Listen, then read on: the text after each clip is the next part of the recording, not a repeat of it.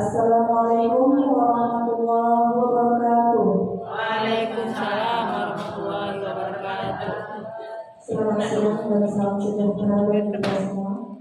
Pertama-tama marilah kita panjatkan kehadirat Allah Subhanahu wa taala, Tuhan yang Maha Esa, yang mana pada siang hari ini kita masih diberi kesehatan, kesempatan serta kenyamanan maka untuk berkumpul di ruangan tercinta kita UPTD SD Negeri 18 Tegbatu guna menyaksikan aksi nyata yang akan ditampilkan oleh narasumber tentang pembebasan budaya positif oleh CGP Bapak Riko Kurniawan SPD RMP Angkatan ke-7 Labuhan Batu Selatan.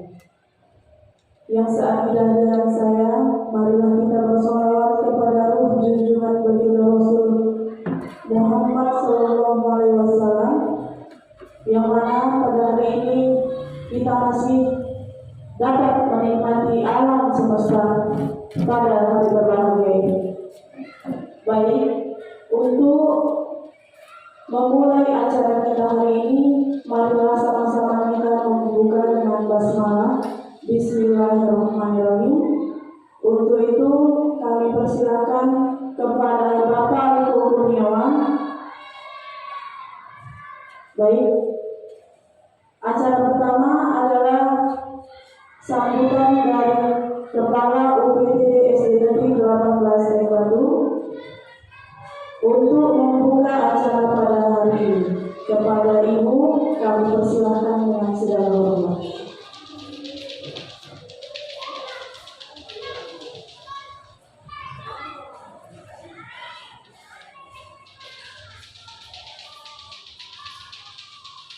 Bismillahirrahmanirrahim. Assalamualaikum warahmatullahi wabarakatuh. Selamat siang, salam sejahtera untuk kita semua. Bapak Ibu guru yang saya banggakan, kita panjatkan puji syukur kita kepada Allah Subhanahu wa taala, di mana pada siang hari ini kita dapat bertemu khusus dalam acara pembukaan aksi nyata yang akan disampaikan oleh Bapak Riko Kurniawan SPD RMPD, yaitu tentang pembebasan budaya positif. Sebagaimana Bapak Riko adalah calon guru penggerak Angkatan 7 Labuhan Batu Selatan, asal dari sekolah kita ini, yaitu SD 18 Tegbatu. Bagi yang seakidah dengan saya, kita tidak bosan-bosannya dan selalu menyanjungkan salawat dan salam kepada ruh junjungan kita Nabi besar Muhammad Rasulullah SAW. Sebelum kita buka acara ini, saya mengucapkan terima kasih terlebih dahulu khususnya kepada Bapak Riko Kurniawan Marpaunnya yang pada hari ini membuka wawasan kita yang sebelumnya kita belum pernah melaksanakan apa yang dikatakan sebagai aksi nyata pada siang hari ini. Pada hari ini kita sangat berkemajuan setelah adanya guru penggerak di sekolah kita, maka ini pantas kita syukurkan. Untuk itu saya mengharap kepada Bapak dan Ibu, setelah ini nanti wawasan kita akan terbuka, akan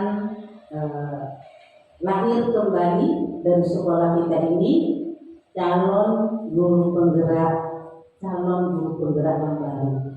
Mudah-mudahan kita semua akan menjadi guru penggerak untuk Bapak Ibu guru yang usianya memang masih memungkinkan untuk itu.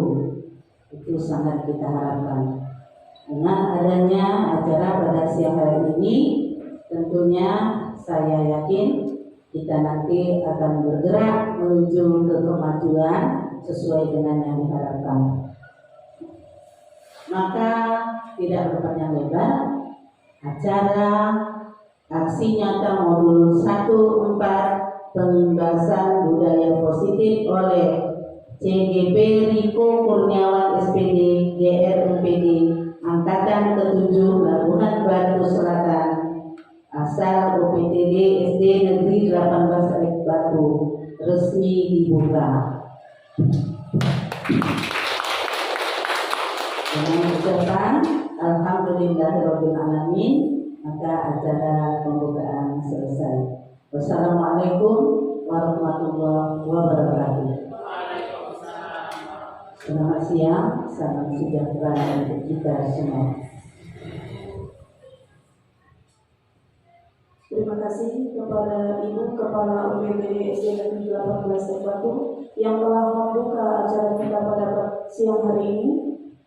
Baik, hadirin semuanya, masuk kita ke acara inti, yaitu presentasi oleh Bapak Riko Kurniawan SPD GRMPD. Kepada Bapak dengan hormat kami persilahkan. Bismillahirrahmanirrahim. Assalamualaikum warahmatullahi wabarakatuh.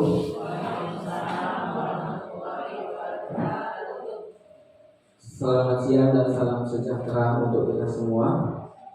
Yang saya hormati Ibu Kepala Sekolah UPTD SD Negeri 18 Rek Batu, yang saya hormati para rekan-rekan sejawat saya sekalian. Sebelumnya saya memohon maaf kepada Bapak dan Ibu guru yang hadir pada hari ini. Saya meminta waktunya barang sedikit dengan tujuan untuk aksi nyata saya dalam gerakan guru penggerak yang diimbaskan untuk sekolah kita melalui saya sebagai calon guru penggerak di angkatan 7 ini. Bapak dan Ibu sekalian, marilah kita bersyukur kepada Allah Subhanahu wa Ta'ala, Tuhan yang Maha Esa, yang mana Ia memberikan kita segitu banyaknya nikmat sehingga kita masih bisa menghadiri acara hari ini. Baiklah, saya langsung saja ke dalam inti permasalahan kita pada siang hari ini. Bapak dan Ibu sekalian, di sini saya adalah sebagai rekan belajar kita bersama. Tidak ada niat saya di sini untuk menggurui Bapak dan Ibu guru sekalian, karena kita adalah sama-sama guru yang terlahir dari didikan-didikan keguruan profesi yang sudah kita laksanakan selama ini. Jadi di sini saya memohon maaf. Kemudian di sini saya juga istilahnya meminta restu Bapak dan Ibu untuk membagikan apa-apa yang sudah saya ketahui dari apa-apa yang sudah saya pelajari untuk diimbaskan kepada kita bersama. Baiklah, langsung masuk ke slide selanjutnya, Bu. Di sini kita akan membahas tentang filosofis Ki Hajar Dewantara, Bapak dan Ibu. Gagasan filosofis yang disampaikan oleh Empu atau Kiai Hajar Dewantara itu menjadi fondasi bagi pendidikan Indonesia. Menurut Ki Hajar, hakikat pendidikan adalah usaha memasukkan nilai-nilai budaya ke dalam diri anak sehingga membentuknya menjadi manusia yang utuh baik jiwa dan rohaninya.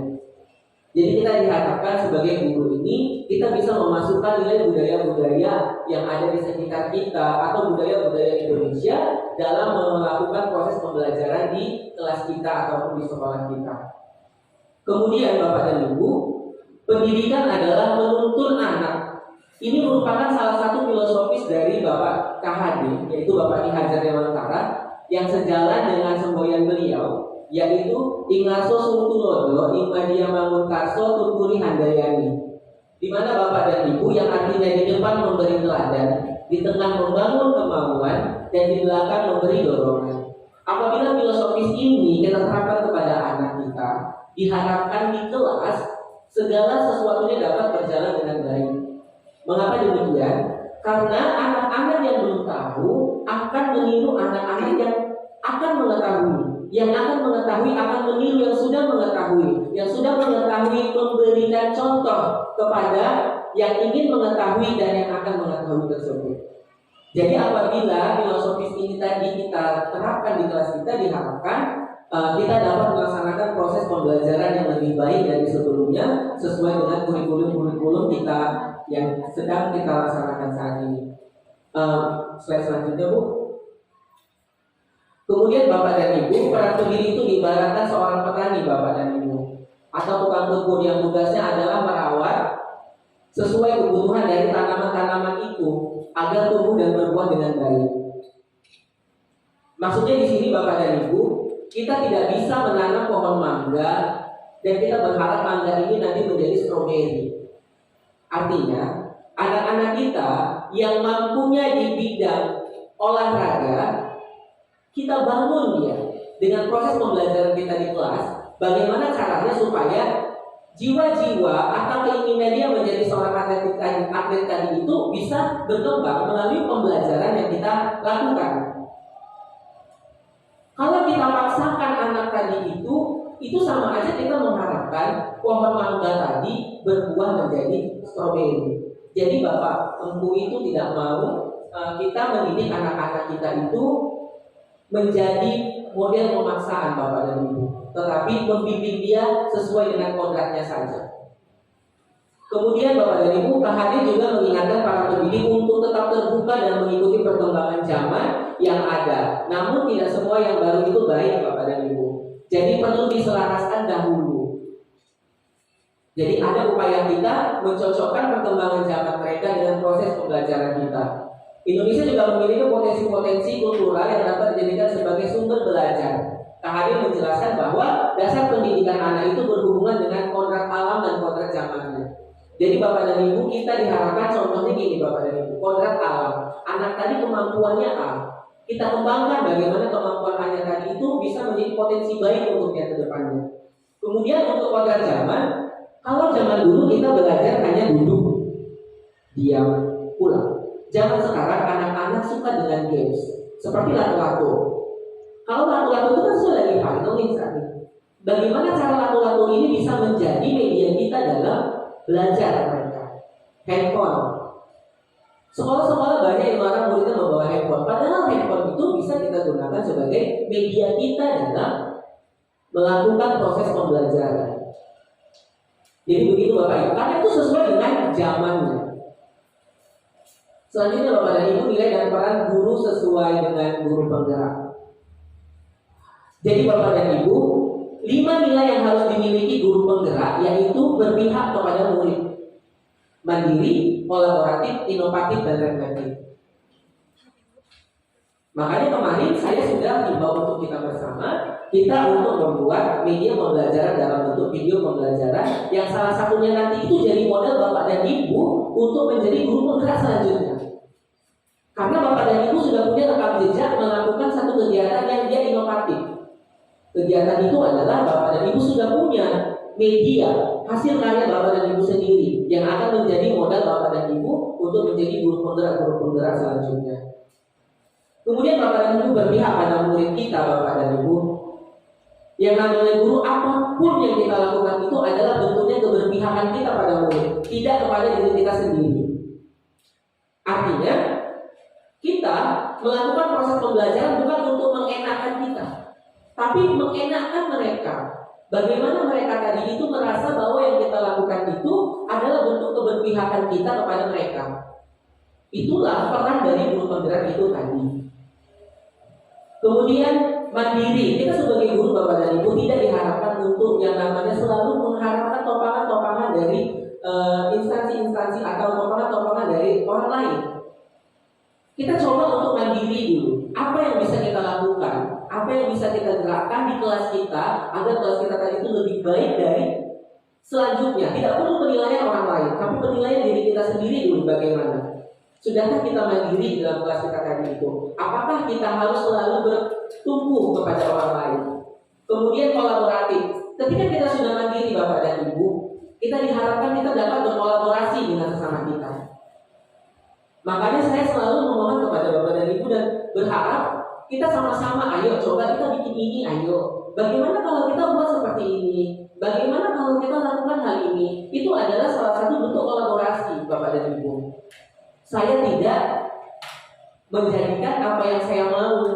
Ibu tidak menjadikan apa yang ibu mau, tapi apa yang baik untuk kita dan yang harus kita lakukan secara bersama-sama, yaitu dalam bentuk kolaborasi Bapak dan Ibu.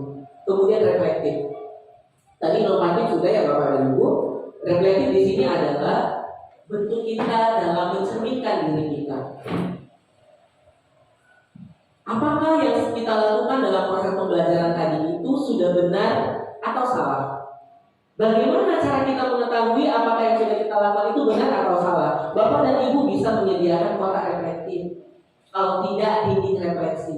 Kalau tidak, kotak saran. Kalau tidak, minta anak-anak tadi itu untuk memberitahukan bagaimana perasaan kamu hari ini. Apa yang kamu ketahui? Kalau dia tidak tahu, tidak usah kita paksa. Karena tujuan dari KHD itu tadi adalah bagaimana kita menjadi guru yang menciptakan kebahagiaan yang setinggi-tingginya Bapak dan Ibu, sesuai dengan kodrat alam dan kodrat zaman mereka. Kemudian di dalam visi guru penggerak Bapak dan Ibu, kita masuk sekarang ke dalam visi guru penggerak.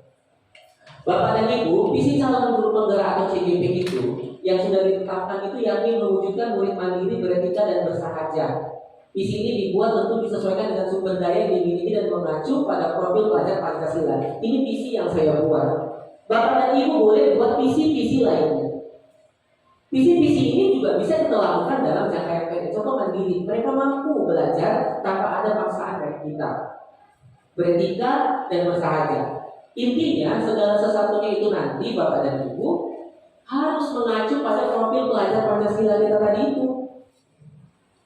Maka kreatifnya, mandirinya, kalau tidak bisa pun semuanya profil pelajar Pancasila tadi itu terakselerasi di dalam proses pembelajaran kita atau visi kita, setidaknya apakah mandirinya, apakah kreatifnya, dan lain sebagainya, Bapak dan Ibu.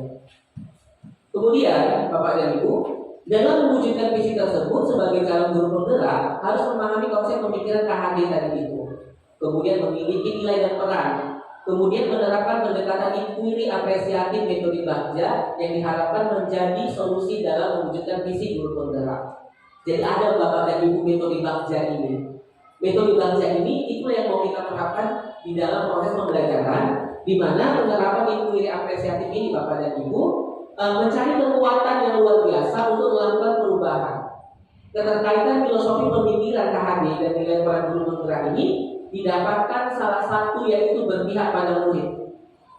Realisasi dari kegiatan tersebut dengan menerapkan pembelajaran diferensiasi. Jadi Bapak dan Ibu, pembelajaran diferensiasi ini kita sebagai guru sudah melakukan yang namanya itu pretest awal. Apa kemampuan anak kita tadi ini? Karena tidak semua bisa kita terapkan apa yang kita mau terhadap seluruh kelas. Di dalam kelas ada 30 anak dan mereka semuanya berbeda. Karena mereka berbeda, maka tindakan yang harus kita lakukan juga berbeda. Itulah namanya itu tadi yang dimaksud dengan pembelajaran diferensiasi Bapak dan Ibu. Dengan penerapan pendekatan inquiry apresiatif dengan metode Bagja ini, pembelajaran diferensiasi dapat diamati bahwa terdapat peningkatan kemampuan literasi siswa Bapak dan Ibu. Sehingga guru lebih tertantang lagi untuk mengembangkan inovasi pembelajaran. Salah satunya pembelajaran diferensiasi tadi. Karena sebetulnya kita sebagai guru Bapak dan Ibu, anak-anak kita itu sudah lebih pintar dari kita. Karena apa yang kita tahu semua ada di Google Bapak dan Ibu. Provinsi ini ibu kotanya apa? Mereka tanpa nanya kita, mereka sudah tahu itu. Coba tadi handphone tadi itu sebagai kodrat zamannya kita gunakan sebagai media kita dalam belajar. Apa yang tidak ada sih di Google? Otak kita ada terbatas, semua udah ada di Google. Jadi kita guru ini udah istilahnya sudah sebagai fasilitator saja. Bagaimana kita menyampaikan apa yang kita tahu dan anak tadi mau. Begitu.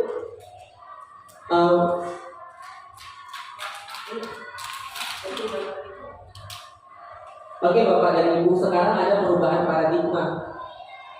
Kalau kita lakukan ada yang megang pulpen. Coba Bu Diana tuliskan Apa yang paling bahagia, yang paling menyenangkan dalam hidupmu, yang paling kau sayang dalam hidupmu? Coba ibu tuliskan di kertas lalu ibu genggam. Sini kertas Pak Ji. Genggamnya yang kuat ya bu. Ayo bu, coba bu, genggamnya yang kuat. Apa tadi soalnya? Ulang soalnya. Apa tadi Pak Riko? Ada A dan B, Anda dan teman Anda. Saya minta satu Pak Febri ambil satu kertas. Kemudian Bu tuliskan aja satu kata apa yang paling ibu sayangi apa.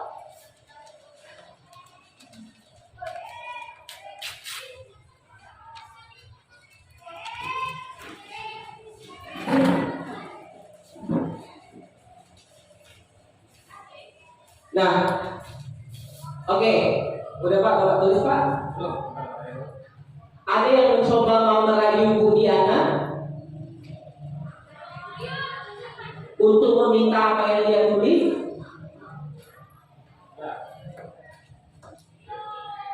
Ada yang mau mencoba merayu Pak Febri untuk meminta apa yang dia tulis? Bagaimana cara Bu Dia merayu mereka berdua? Dengan melakukan pendekatan, misalnya contoh apa makanan yang dia suka, aku punya makanan ini, kamu mau nggak, gitu kan? Tapi aku harus lihat apa itu pas makananmu. Gitu. Coba ibu perhatikan. Mau nggak apa itu? Febri, aku punya makanan ini kesukaanmu, dan tapi ini bukan samamu, tapi aku minta kertas yang kamu pegang itu boleh? Boleh. Karena Tapi nggak segampang itu. Iya. Ya. Jadi ini kan makanan kesukaanmu, pasti kamu suka ini. Ini kurang suka saya. Berarti Pak Febri nggak mau dikasih. Tapi ya saudara, kalau ini memang pilihannya ikhlas, saya. Oke. Bu baca Bu apa isi jawabannya Bu?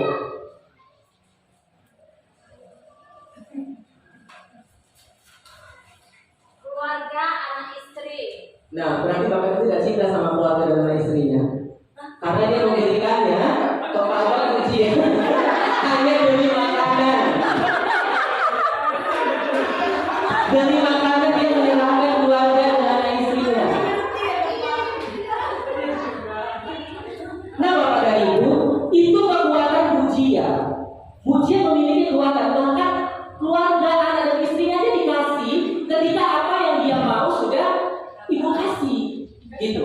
Jadi kita sebagai guru Bapak dan Ibu, cara kita itu mengajar. Apakah kita membujuk, mengancam, menghardik, merayu, bahkan menyuap dengan kue tadi, ya kan? Apa saja akan dapat membuka kepalan tangan itu tadi Bapak dan Ibu. Jadi bagaimana kita merubah paradigma ini tadi? Bagaimana kita merubah paradigma atau teori kontrol kita yang ini tidak kita pakai lagi dengan cara menghardik, tidak kita pakai lagi ini. Dengan cara menyuap nggak kita pakai lagi. Bagaimana cara kita murid kita tadi mau? Tapi Budi udah hebat. Disuapnya, dikasihnya keluarga dan anaknya. Nah itulah kekuatan guru tadi itu memang. Tapi nanti ini paradigma ini akan kita rubah Bapak dan Ibu. Bagaimana dia menganggap apa yang akan dipelajarinya itu tadi sudah menjadi tanggung jawab dia. Tanpa harus dihadik, tanpa harus dirayu, disuap ataupun diancam. Inilah yang akan dirubah oleh guru-guru penggerak, oleh bangsa Indonesia kita. Oke, selanjutnya Bapak dan Ibu. Itu benar. Ilusi bahwa kritik dan membuat orang merasa bersalah dan dapat menguatkan karakter.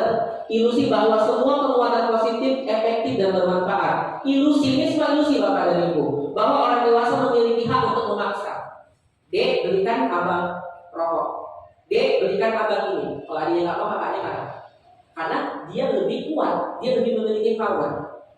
Seperti itu. Jadi ini tulis kau itu di situ atau pijakkan nanti kaki kau. Nah itu ilusi-ilusi seperti itu. Kan kita seperti itu Bapak dan Ibu. Selanjutnya Bapak dan Ibu, apakah makna disiplin? Berasal dari bahasa Latin disiplina, artinya belajar Bapak dan Ibu. Maka dari kata ini berkonotasi dengan disiplin diri dari murid-murid Sokrates dan Plato. Disiplin diri membuat orang menggali potensinya menuju sebuah tujuan apa yang dia hargai. Jadi sebetulnya disiplin itu menggali potensi menuju sebuah tujuan apa yang dia hargai. memang dia betul-betul mau, bukan dipaksa, bukan dihardik ataupun diancam seperti yang tadi. Oke, selanjutnya Bapak dan Ibu. Namun dalam budaya kita, makna kata disiplin telah berubah menjadi sesuatu yang dilakukan seseorang pada orang lain untuk mendapatkan kepatuhan. Kalau patuh berarti disiplin. Kecenderungan umum adalah menghubungkan kata disiplin dengan ketidaknyamanan Bapak dan Ibu, bukan dengan apa yang kita hargai atau pencapaian suatu tujuan mulia. Jadi diharapkan kedisiplinan itu tadi itu bukanlah satu kepatuhan yang karena ada rasa takut dan ancaman, gitu. Tetapi ini memang sudah harus dilakukan. Ini memang sudah harus kita lakukan karena ini berharga. Ini harus kita lakukan karena ini sebuah tujuan yang mulia. Bagaimana kita menanamkan itu kepada anak itu tadi? Dengan cara kita lah, dengan cara kepositifan yang ada dalam diri kita itu tadi. Nilai-nilai kebajikan universal. Nilai kebajikan adalah sifat positif manusia yang merupakan tujuan mulia yang ingin dicapai setiap individu. Nilai tersebut bersifat universal dan lintas bahasa, suku bangsa, agama maupun latar belakang. Setiap perilaku atau perbuatan memiliki suatu tujuan. Ini sesuai dengan Dr. William Glasser. Lanjut Bu. Dengan mengaitkan nilai-nilai kebajikan yang diyakini seseorang, maka motivasi intrinsiknya akan terbangun Bapak dan Ibu, sehingga menggerakkan motivasi diri dalam untuk mencapai tujuan yang mulia dan diinginkan dengan mengaitkan nilai-nilai kebajikan yang diyakini. Nanti ini akan kita gunakan Bapak dan Ibu dalam keyakinan kelas kita. Kalau mereka sudah yakin, maka akan menggerakkan motivasi dari dalam diri mereka untuk mencapai tujuan yang mulia. Memang sudah mereka yakini bahwa menggunakan seragam tadi itu adalah ini, bahwa belajar mengerjakan PR itu adalah hal yang baik, gitu. Tapi mereka melakukannya itu sebagai motivasi diri dalam mencapai tujuan yang mulia. Lanjut Bu. Kemudian nilai-nilai kebajikan yang ingin dicapai oleh setiap anak Indonesia kita kenal dengan profil pelajar Pancasila. Ini kita punya juga ini khas Indonesia. Beriman dan bertakwa kepada Tuhan Yang Maha Esa dan berakhlak mulia, mandiri, bernalar kritis, berkebinekaan global, bergotong royong, kreatif. Nah, jadi bagaimana nilai-nilai ini nanti Bapak dan Ibu masuk ke dalam anak-anak kita tadi itu sesuai dengan pendapat yang di atas tadi, gimana Ibu? Nah, bagaimana ini menjadi atasnya lagi Bu, satu lagi. Tentu apa Bu? Oke, ini menggerakkan motivasi dari dalam diri untuk mencapai tujuan yang mulia. Kurikulum kita maunya seperti itu. Bagaimana profil pelajar Pancasila tadi itu masuk sebagai motivasi, bukan pemaksaan, apalagi penyuapan. Lanjut Bu. Ya, atas satu. Oke, ada 3 motivasi perilaku manusia. 1, untuk menghindari ketidaknyamanan atau hukuman. Ini adalah tingkat terendah Bapak dan Ibu. Untuk menghindari ketidaknyamanan atau hukuman, ini adalah tingkat terendah dari motivasi perilaku manusia. Ini kita lakukan. Yang tidak angkat kaki, yang tidak mengerjakan PR, nanti saya suruh cuci toilet. Ini untuk menghindari ketidaknyamanan atau hukuman, ini tingkat terendah dari motivasi perilaku manusia. Dan kita memang tidak mau ini kalau di guru penggerak.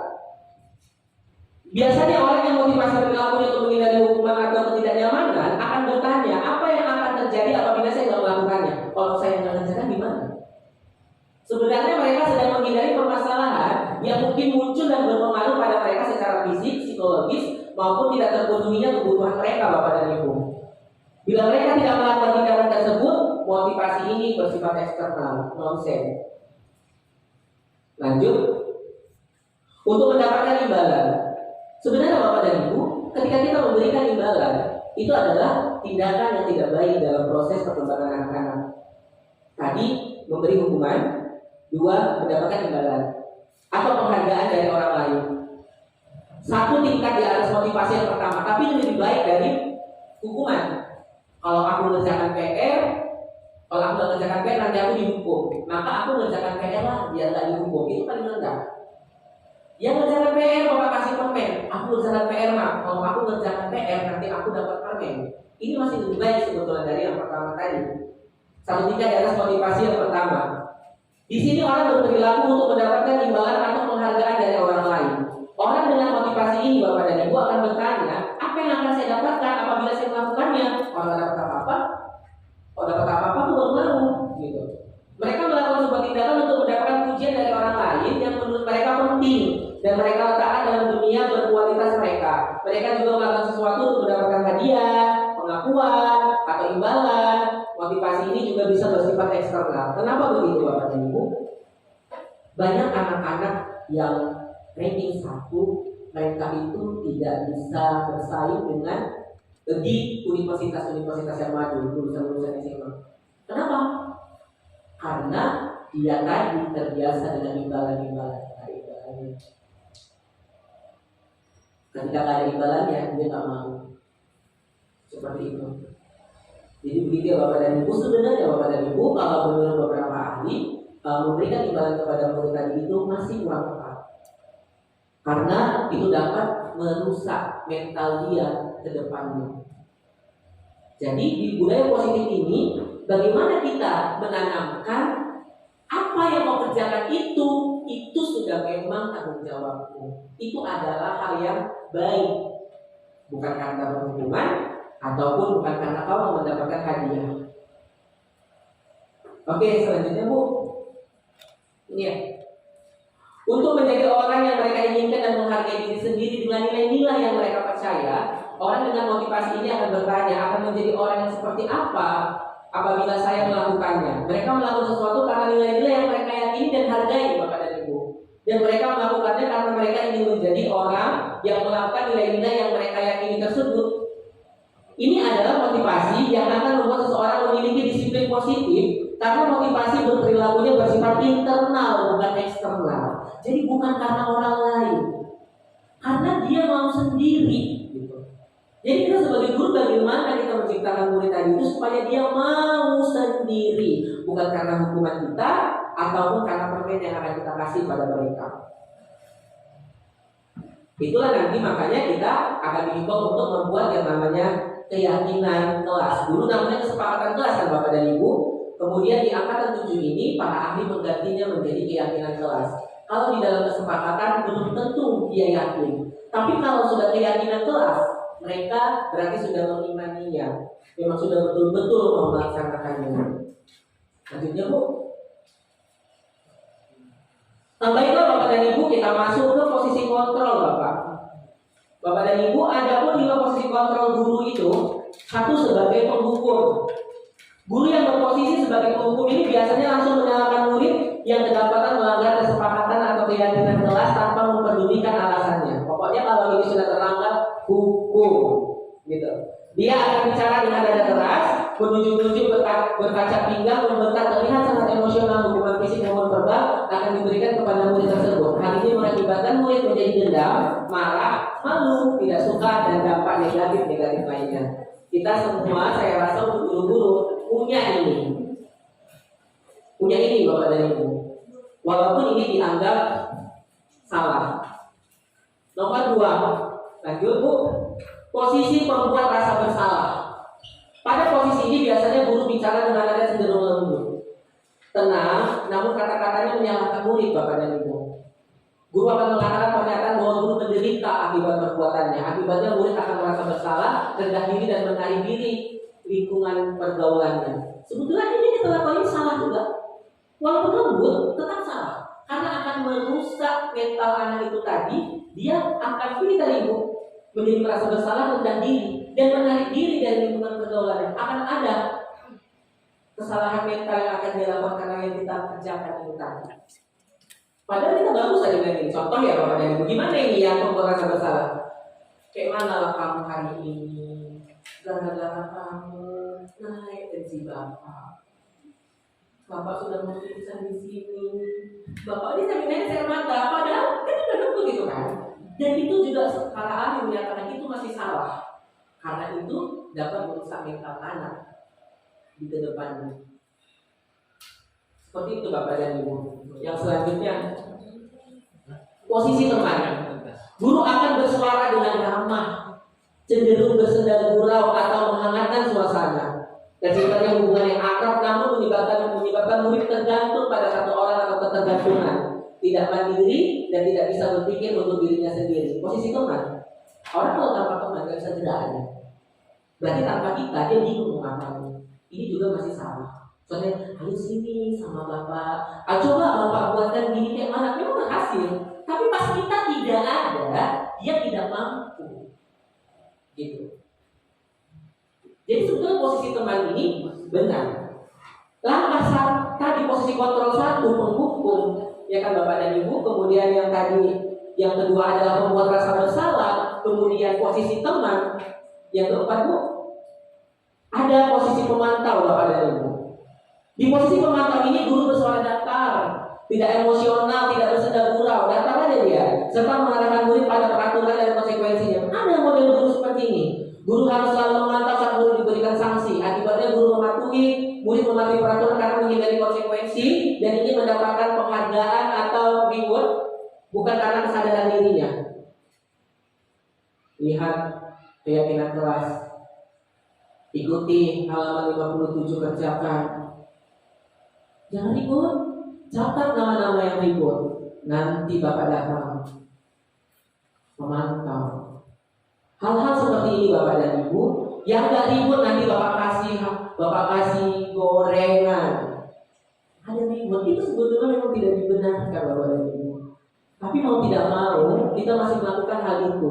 Makanya kita berusaha untuk merubah posisi kontrol tadi ini ke yang posisi kontrol kelima Bapak dan Ibu, yaitu sebagai manajer.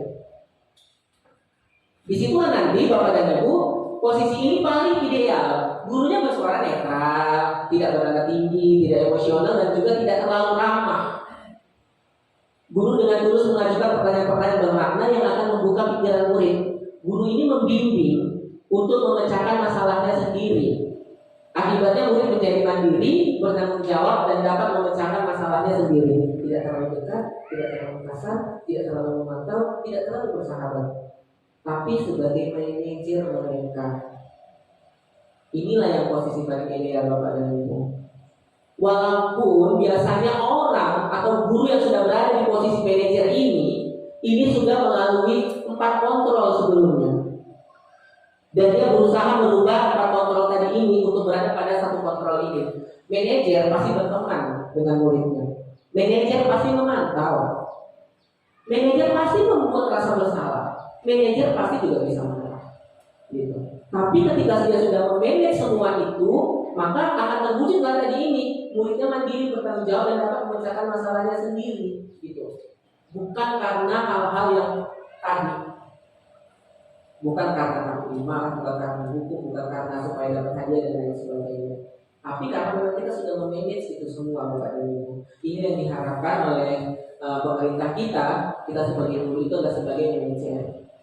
Sebagai teman, boleh. Sebagai pemantau, boleh. Pembuat rasa bersalah, boleh. Penghukum juga boleh. Tapi ini jangan lupa. Seperti itu Bapak dan Ibu. Jangan jadi penghukum terus Bapak dan Ibu. Jangan jadi teman terus. Jangan jadi pemantau terus. Tapi lebih tepatlah jadi posisi manajer. Itulah yang diminta oleh pemerintah kita pada saat ini. Oke, selanjutnya Bu, keyakinan kelas. Bapak dan Ibu, keyakinan kelas adalah salah satu disiplin positif yang bisa kita terapkan dalam membangun budaya positif di sekolah, Bapak dan Ibu. Dengan adanya keyakinan kelas, di setiap kelas diharapkan dapat mewujudkan tujuan pendidikan yang berorientasi kepada profil pelajar Pancasila. Jadi kita tuh buat itu Bu, Bapak dan Ibu, keyakinan kelas kita. Kita tuh ada buat kesepakatan kan? Tapi diharapkan dia menjadi sebuah keyakinan. Kesepakatan ini dijadikan keyakinan Bapak dan Ibu. Selanjutnya Bu. Nah contohnya Bapak dan Ibu keyakinan kelas 9C. Ini dari Ibu Dewi Sartika. Bekerja sama menjaga kebersihan kelas, menjaga dan meletakkan barang sesuai dengan tempatnya, kemudian mengerjakan tugas tepat waktu, saling peduli, menghargai dan membantu satu sama lain, tepat waktu dan aktif di kelas. Ini keyakinannya 5 Bapak dan Ibu. Dan mereka sudah betul-betul meyakini itu atau mengimani itu Bapak dan Ibu. Baiklah Bapak dan Ibu, lanjut Bu. Nah, Di sini kita akan membahas tentang penerapan disiplin positif melalui segitiga restitusi. Disiplin positif merupakan unsur utama dalam konsep budaya positif. Kata disiplin identik dengan kepatuhan. Jika dibawa ke dalam pembelajaran, maka yang terbayang adalah murid yang patuh pada tata aturan kelas, patuh pada tata aturan sekolah. Jika melanggar akan terkena hukuman. Namun pada ketika ini, konsep disiplin positif mengacu kepada bagaimana seorang guru membimbing muridnya dalam menumbuhkan disiplin diri karena motivasi internalnya, Bapak dan Ibu. Bukan karena yang tadi ini, tapi karena memang sudah termotivasi dari dalam dirinya sendiri. Seperti itu, untuk mewujudkan murid yang merdeka. Hal ini selaras dengan pernyataan KHD bahwa murid yang merdeka memerlukan kedisiplinan diri. Dengan memiliki disiplin diri, maka seseorang akan mampu mengontrol diri dan menentukan sikap yang mengacu pada nilai yang diyakini. Disiplin ini membuat seseorang mampu menggali potensinya untuk tujuan yang bermakna. Guru dapat melakukan disiplin diri kepada murid melalui segitiga restitusi. Lanjut, Bu. Apa yang akan kita lakukan jika murid melanggar keyakinan kelas? Apakah kita membiarkan atau justru sebaliknya kita memaafkan saja? Dia sudah melanggar keyakinan kelas. Apakah justru kita membiarkan atau kita maafkan? Contoh kasus. Ini ya Bapak dan Ibu. Saat pembelajaran praktik ada siswa yang menggunakan pakaian kerja sesuai kesepakatan kelas. Kebiasaan kita selama ini adalah membuat mereka tidak nyaman atau langsung memaafkan begitu saja. Di sini tidak memakai ya Ibu ya. Ada siswa tidak memakai pakaian kerja sesuai kesepakatan kelas. Kebiasaan kita selama ini adalah membuat mereka tidak nyaman atau langsung memaafkan begitu saja. Kenapa kok nggak pakai? Itulah kawan, gara-gara kamu kelompokku jadi nilainya rendah. Itu kan kita membuat rasa bersalah, posisi kontrol kita. Oke, kebiasaan kita ini Bu, kita lebih cenderung memperhatikan kesalahan yang dilakukan daripada mencari solusi memperbaiki dirinya. Segitiga restitusi merupakan salah satu cara memperbaiki diri untuk mewujudkan disiplin diri. Segitiga restitusi adalah proses menciptakan kondisi bagi murid untuk memperbaiki kesalahannya sehingga karakter mereka lebih kuat ketika kembali kepada kelompoknya, Bapak dan Ibu. Inilah yang digeblek-geblek sama kami, yang kami juga banyak menolaknya. Itu berat memang rasanya, tapi mau tidak mau sebagai manusia yang harus berubah, Bapak dan Ibu, inilah yang harus kita terapkan, Bapak dan Ibu. Selanjutnya Bu, restitusi ini memberikan kesempatan kepada murid untuk disiplin positif, memulihkan diri dari kesalahan sehingga memiliki tujuan yang jelas. Penekanannya pada cara mereka menghargai nilai-nilai kebaikan yang diyakini, bukan berperilaku untuk menyenangkan orang lain. Restitusi membantu murid untuk jujur pada dirinya sendiri dan mengevaluasi dampak dari kesalahan yang dilakukannya. Restitusi memberikan penawaran, Bapak dan Ibu, bukan paksaan. Sangat penting bagi guru menciptakan kondisi yang membuat murid bersedia menyelesaikan masalahnya dan berbuat lebih baik lagi. Guru dapat menggunakan kalimat seperti semua orang pasti pernah merasa bersalah loh. Bukan malah menyebutkannya dengan memperjelas kesalahannya. Seperti itu Bapak dan Ibu.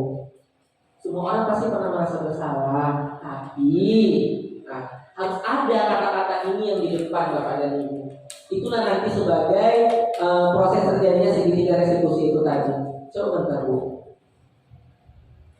Ada nggak dari gambaran segitiga restitusi? Oke, ini Bapak dan Ibu. Nanti kita kembali ya Bu ke sana. Nah, ini Bapak dan Ibu, segitiga restitusi ini yang pertama, kita sebagai guru itu kita menstabilkan identitas.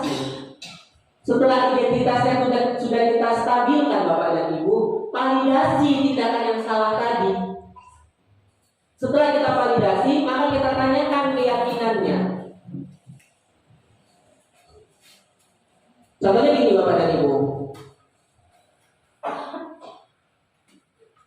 untuk menstabilkan identitas, kamu tentu punya alasan mengapa melakukan itu. Ini ada anak terlambat sekolah. Kamu kenapa terlambat? Ini kalau masih ketika restitusi ya Bapak dan Ibu, saya juga masih belajar tentang ini. Kamu kenapa terlambat? Kamu tentu punya alasan mengapa melakukan itu. Karena anak terlambat ini pasti ada alasannya Bapak dan Ibu. Dia anak yang masih, kalau kita di SD, yang masih dalam pantauan orang tua. Kemungkinan orang tuanya tidak memantaunya. Dan kita sampai sekolah, oh terlambat, kau bersihkan toilet itu. Ya sebagai penghukum aja kita. Gara-gara kau tadi udah marah, tadi buku kepsek. Gara-gara kau nggak piket, nggak kau siram bunga. Kita buat dia lagi jadi merasa bersalah. Hajar. Malah sampai di luar dia udah menjadi banding. Jadi seperti itu ya Bapak dan Ibu. Kamu tentu punya alasan mengapa melakukan itu. Adakah cara yang lebih efektif untuk mendapatkan apa yang kamu butuhkan, nak? Iya, nggak ada kendaraan, Pak. Aku tadi terlambat begini. Itu memang betul, Bapak Ibu. Karena saya juga pernah mengalami itu, Bapak Ibu. Saya kuliah dulu di UIN itu selalu terlambat karena saya dari Paduka. Selalu dimarahi dosen saya. Tapi saya tetap hamil. Gitu. Karena memang sudah motivasi dari diri, aku mau kuliah, bukan disuruh mamaku, bukan disuruh ayahku, bukan. Gitu. Kalau sudah dari motivasi dalam diri kita, apapun pasti bisa. Itu yang diharapkan negara itu tadi. Tapi kan dosen kita nggak mau menerapkan ini, guru-guru kita tidak mau menerapkan ini. Coba dia tahu banjir sudah sungai berhulu, kayak mana saya mau nyampe, padahal saya nggak berupaya. Gitu. Itu harus diketahui kita sebagai guru, Bapak dan Ibu. Kemudian, kamu ingin menjadi orang yang seperti apa? Keyakinan kelas apa yang telah kamu sebagai? Jadi distabilkan dulu Bapak dan Ibu. Bapak tahu kalau terlambat namanya nggak ada banyak kereta mahal kan? Tapi kalau bisa agak cepat kau bangun. Tapi jalan kau nak. Bapak pun dulu jalannya, gitu. Baru bertanya, jadi menurutmu kau ini salah atau benar ini? Ini segitiga restitusi ya Bapak dan Ibu. Salah saya Pak. Apa kesalahanmu? Saya terlambat. Apa yang kau langgar? Keyakinan kelas Pak. Keyakinan kelas yang mana yang kau langgar? Tidak datang ke sekolah tepat waktu. Jadi karena kau sudah melanggar itu nak, kira-kira apa yang cocok untukmu nak? Apa kau harus bagaimana lagi? Gimana Pak kalau saya bersihkan toilet? Kamu alhamdulillah silakan. Tapi dia yang mau. Jangan ibu paksa Bapak dan Ibu. Gak boleh ternyata kita bersihkan kau aku yang sering itu Bapak dan Ibu. Kan? Bersihkan toilet tidak kan bersih kau.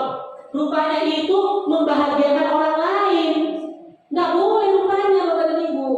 Untuk orang lain negara dia menyikapi tadi itu nggak boleh.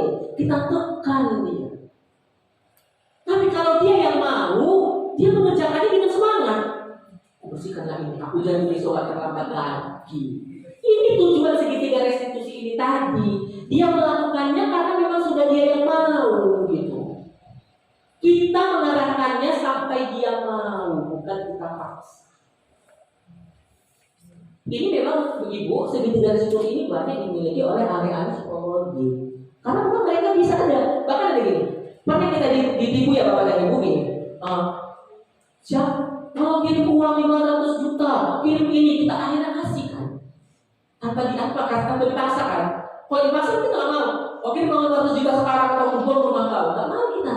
Tapi dengan lembut dia mengarahkan kita kan. Diterapkan ya tadi itu. Iya kasihan kali itu anak mau dari rumah sakit. Jadi bagaimana lah dia itu? Menurutku bagaimana lah dia ini? Macam mana lah dia ini? Akhirnya kita kirim uang itu. Udah kita kirim baru kita teringat anak kita bukan kuliah di Medan, tapi jauh-jauh. Ya kan Bapak Ibu, sering terjadi kayak gitu kan? Itulah mereka sudah menerapkan ini Bapak dan Ibu. Bagaimana kalau kita guru tadi menerapkan segitiga restitusi tadi itu dalam penanganan kasus-kasus di sekolah? Mereka melaksanakan apa yang menjadi hukuman mereka, tapi yang mereka mau. Terus Pak, bagaimana kalau mereka nggak mau? Ya sudah, berusaha lagi. Berarti kita belum menjadi manajer. Tahu seperti itu. Ternyata itu salah Bapak Ibu. Saya disuruh menggerakkan Bapak Ibu belajar sangat banyak sekali yang ingin memperbaiki diri saya. Oh, ternyata aku salah. Ini ternyata yang benar. Kenapa anak-anak Finlandia tadi mau belajar dan mereka pintar-pintar. Oh, mereka memang seperti inilah mama-mamanya menerapkannya di apa? Kenapa kau nak ini? Why you angry? Kenapa kau marah? Jangan marah. Ada salah apa abangmu nak? Oh, abangmu kenapa? Itu orang-orang gue kan? Mereka menerapkan ini bapak dan ibu. Mama tahu kau menangis ini karena kau kecewa sama abangmu nak. Tapi nak, gitu loh bapak dan ibu. Kalau kita di Indonesia kan tidak seperti itu. Kita emak di rumah juga sebagai penghukum, ya kan? Bapak dan ibu juga sebagai penghukum. Duduk pas itu mama cubit kau nanti. Ya kan bapak dan ibu? Udah sebagai penghukum anak kita, paling sering membuat kita jadi merasa bersalah. Mama udah coba yang terbaik, tapi kau gak mau kuliah juga. Segitu kan? Kuliah lama supaya kau jadi orang kayak gini sampai naik ke mama. Ya kan bapak dan ibu? Kita bikin anak kita tadi merasa bersalah, ternyata itu salah. Jadi kita kurang menjadi manajer agar kita bisa membangun mereka ini tadi itu menganggap bahwa apa yang harus mereka kerjakan sudah menjadi kewajibannya, sudah menjadi hal yang baik untuk dia. Kalau itu juga tidak bisa, berarti bapak dan ibu kita bisa refleksi sama-sama. Apakah kita sudah menjadi guru yang baik atau belum? Seperti itu bapak dan ibu. Ada pertanyaan bapak dan ibu?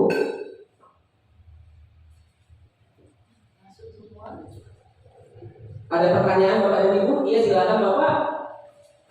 Terima kasih kepada Pak Iko yang sudah memberikan kepada saya untuk bertanya. Jadi gini Pak Iko, waktu itu saya masuk ke kelas Bapak, gitu kan? Iya. Kemudian di antara murid Bapak ada yang nggak bawa pena, gitu. Iya bapak. Bawa pena itu nggak hanya sekali, gitu. Jadi ulang-ulang. Jadi saya itu mau mengubah paradigma anak itu bagaimana ya? Sedangkan saya sudah berusaha, ayo anak bawa pena. Kita kan mau belajar, Iya. bukan kita mau main-main. Iya benar ya. Jadi cara mengubahnya itu bagaimana? Mengubah mindset tadi kan Pak, bahwasannya pena itu memang adalah alat yang penting Iya. untuk dia. Terima kasih. Gitu kan Pak? Iya. Iya terima kasih Pak pertanyaannya. Baiklah bapak dan ibu, pertanyaan dari rekan kita tadi, ada murid yang tidak mau membawa pulpen, setiap sampai sekolah pulpennya tidak ada, seperti itu kan Pak. Baru bagaimana cara kita itu supaya dia mau membawa pulpen itu tadi? Pertanyaan pertama, apakah dia orang kaya? Apakah dia orang miskin? Apakah dia anak yatim piatu? Apakah dia memang anak terlantar? Kita harus tahu ini dia backgroundnya apa Bapak.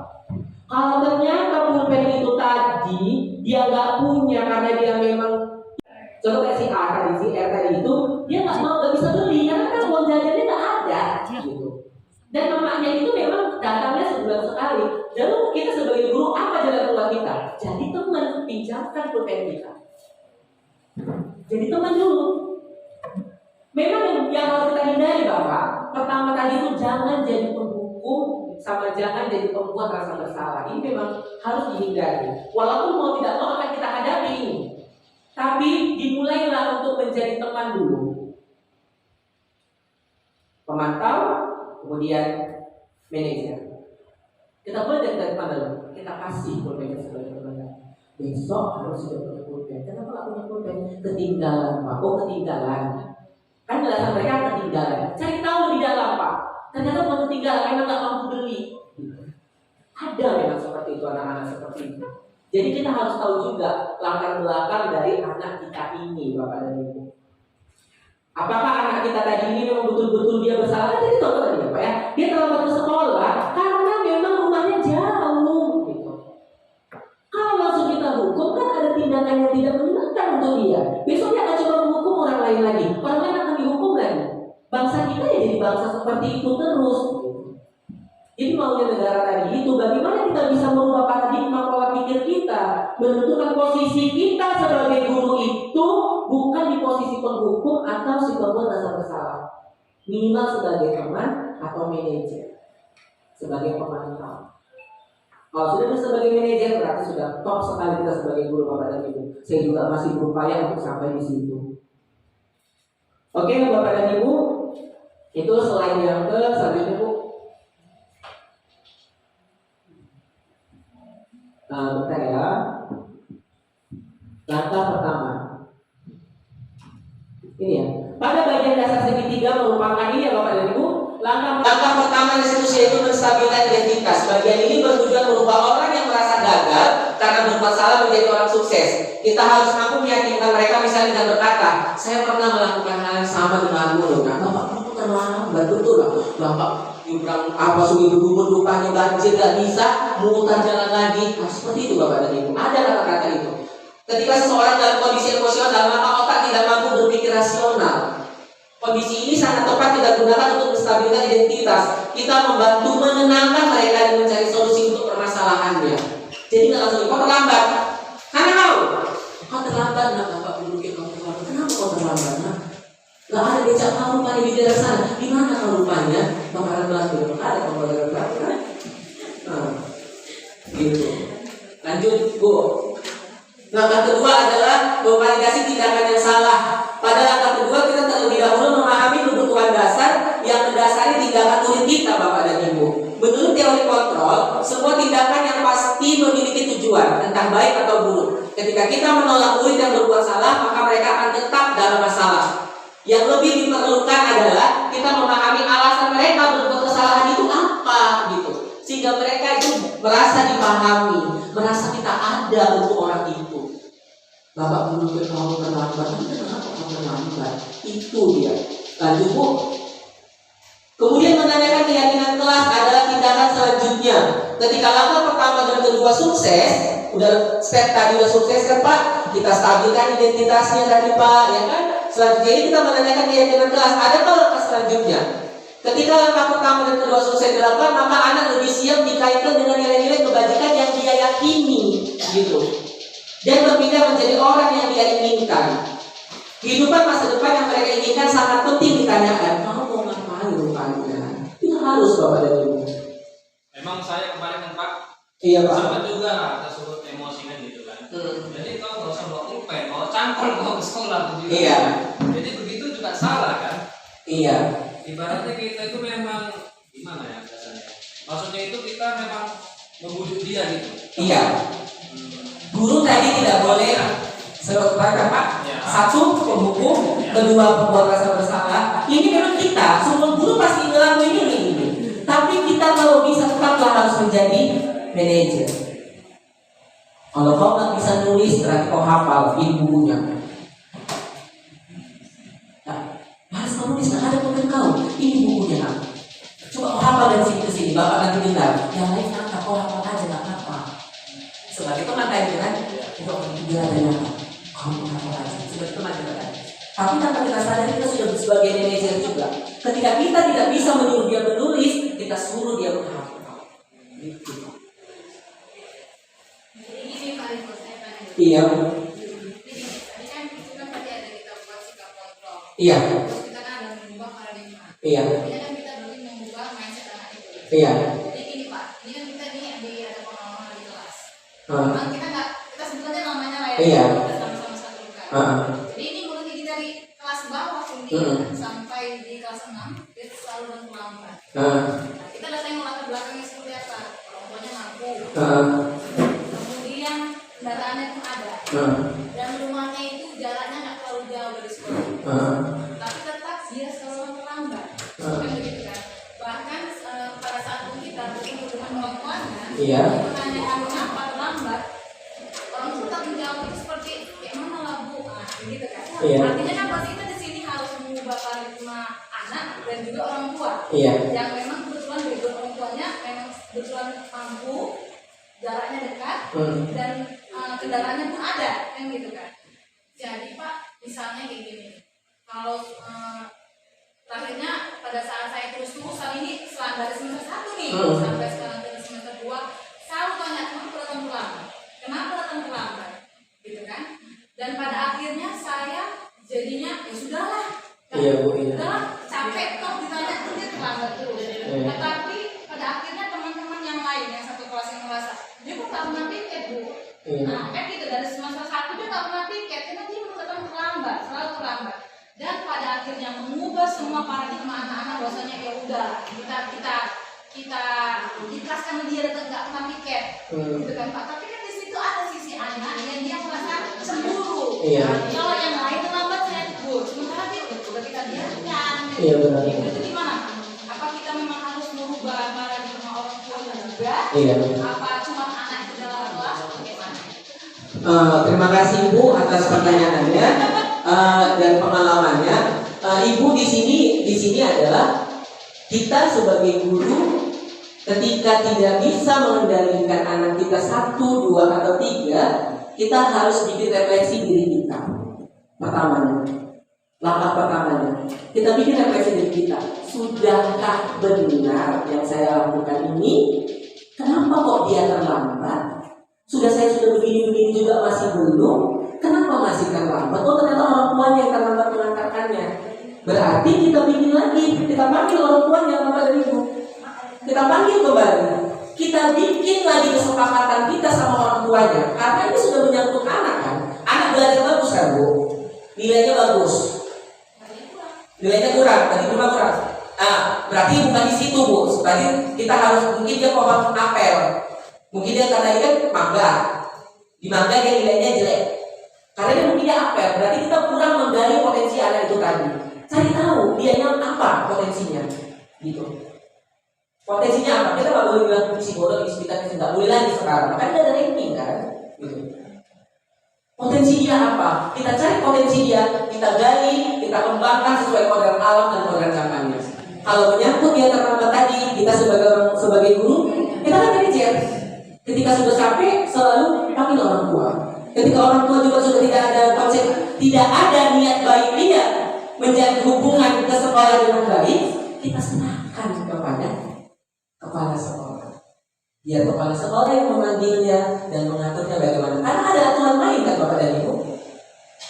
Kita ada tupoksi kerja kita di mana ketika sudah tidak bisa kita kendalikan lagi yang sudah berhubungan yaitu orang tua dan orang tua juga tidak bisa menerima kita kan kita ubah paradigmanya nggak mungkin satu-satu nih. Bisa kita serahkan kepada kepala sekolah. Ya kan Bapak dan Ibu karena kan ada aturan main juga. Kalau sama orang tua ada aturan main juga, sama murid ada keyakinan yang harus diterapkan. Coba Bapak dan Ibu kalau lebih baik lagi, gali lagi dia, ciptakan rasa empati dia agar dia membujuk mamanya untuk sampai ke sekolah tepat waktu. Ibu saya kangen sama kamu. Gimana kalau caranya kalau itu bisa sampai ke sekolah? Gimana caranya? Karena bukan selalu terlambat. Ciptakan lagi. Kalau kita belum berhasil berarti belum menjadi manajer yang baik. Begitu Bapak dan Ibu. Kalau masih ada yang belum berhasil berarti belum jadi manajer yang baik ya Bu.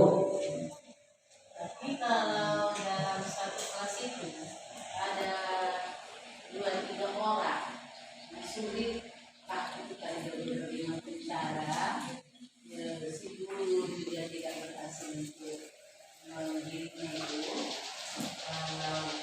Menurut Ibu ya, itu tidak lagi kelemahan guru.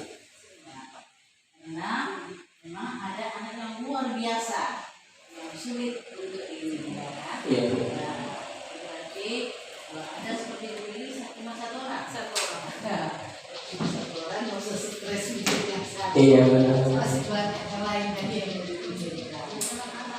Itulah Bapak dan Ibu. Menurut ibu kepala sekolah seperti itu. Berarti Ibu sudah memberikan kesegangan kepada kita. Artinya masih banyak yang harus dikembangkan. Tetapi negara maunya tidak seperti itu. Negara maunya kalau ada yang lolos, bagaimana cara dia tetap hadir? Bagaimana kamu sebagai guru berupaya dia tetap hadir ke sekolah? Kalau tadi dia hadir terlambatnya, contohnya tetap hadir proses pembelajaran itu kan Bu? Berarti kan hanya kegiatan dan lain sebagainya gitu kan. Kita berarti ada upaya lain lagi bagaimana supaya dia bisa hadir ke sekolah. Itulah ciri-ciri guru profesional Bapak dan Ibu. Bagaimana muridnya semua belajar dan mendapatkan apa yang sudah diajarkan.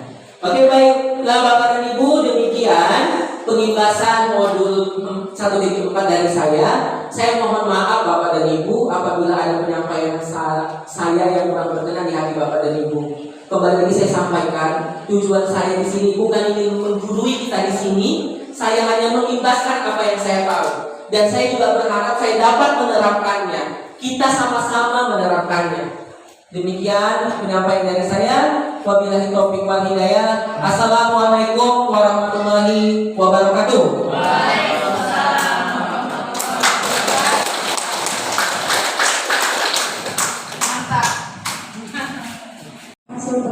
aksi-aksi nyatanya dengan begitu jelas.